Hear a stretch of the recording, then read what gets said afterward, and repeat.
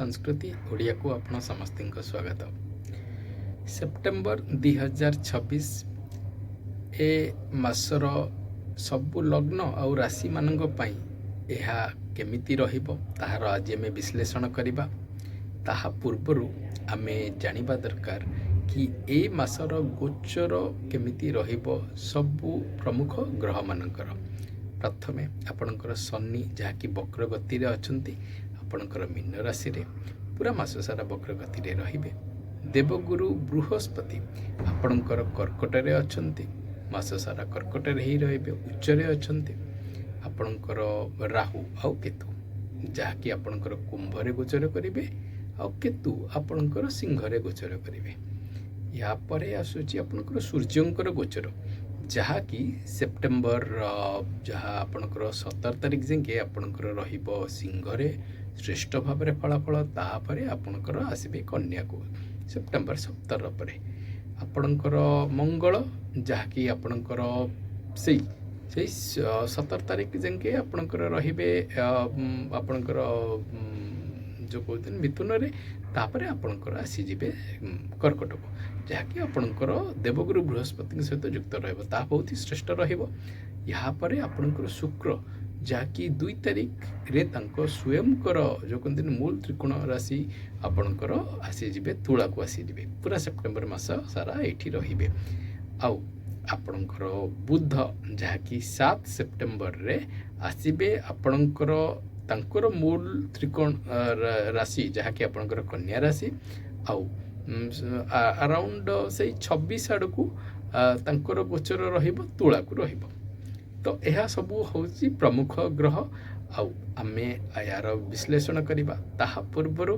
नुआ दर्शक बंधु मानक पाखे आमर विनती आपणकर जदि यही सबू प्रोग्राम्स आमे जहाँ जहाँ सब करूँ जो वीडियो एरिया करूँ ताहा जदि पसंद आसुची चैनल को लाइक शेयर सब्सक्राइब करेंगे। कुंभ लग्न कुंभ राशि यह तो होची जमिति मकर पर हे कुंभ होची द्वितीय जहाँकि शनिंकर एक माने अधिपत्य राशि भितर आसे। तो आपण को पाई बोली जो कहते समय बहुत ही जो कहते माने मांदा यहाँ हूँ कथा कारण ये मांदा कि कारण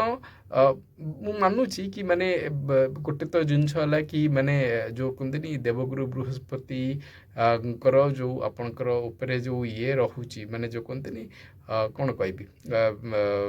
जो जो दृष्टिकोण रोची तो ताहा तो हूँ गोटे देखिया जिनस ताहा सहित भी माने जो कहते किछि भाबरे किछि मात्रा रे आमे जो कहते सबू क्षेत्र में माने आमर जो ग्रह गोचर जहाँ सब हुए बेले बेले ताहार सबू जिनसर आउटकम आम फेवर रे हबो बोली ताहा किछि माने न थाए। सेइथि मु कहबी time is a bit slow. एटा आपन सहित हेई आसुची लास्ट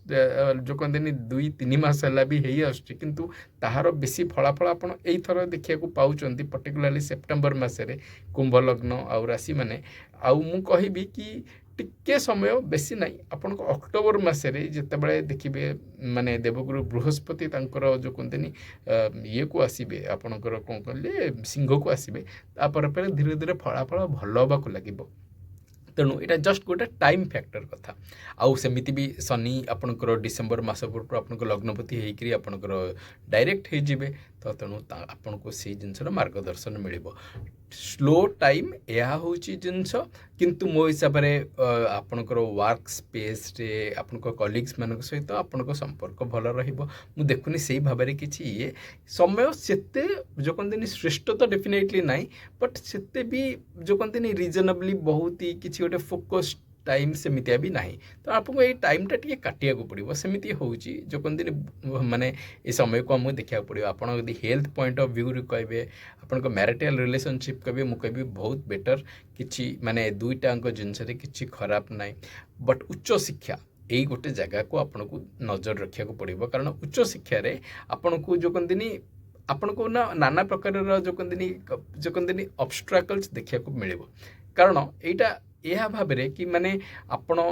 जदि सो चिंतारू न करिया को जाइकरी आपण आउ कहार गोटे इंटरेस्ट को रखिक करुवे तो से बोली आपण देखिए कि निज तरफ मनर भी इच्छा नहीं आउ को जिनस माने कहा प्रेशर अंडर रे ही पारे आपणकर को माने आपण कहा आपणकर के वेलबिंग भाबिकी आपनको कहूथबो कोउटी जिनस को करिया पई बोली कि गोटे को एरिया ऑफ इंटरेस्ट जहाँ आपणकर नु आपण ता देरे करूथिबे ता देरे भी नाना प्रकार बाधा विघ्न आसुथबो तो ई गोटे जिनस आपण गोटे kind of like mixed results रहिबो माने पूरा ई सेप्टेम्बर मासटा मु कहबी समय को आपण भलरे काटंतु मन भितर से दृढ़ता नहीं करी बेसी दिन नहीं बहुत शीघ्र आमर तापर पर अक्टोबर मास आसीबो बहुत जिनस आपणकर चेंज होबाको लागिबो भगवान आपणको मंगलमय करंतु सेप्टेम्बर मास।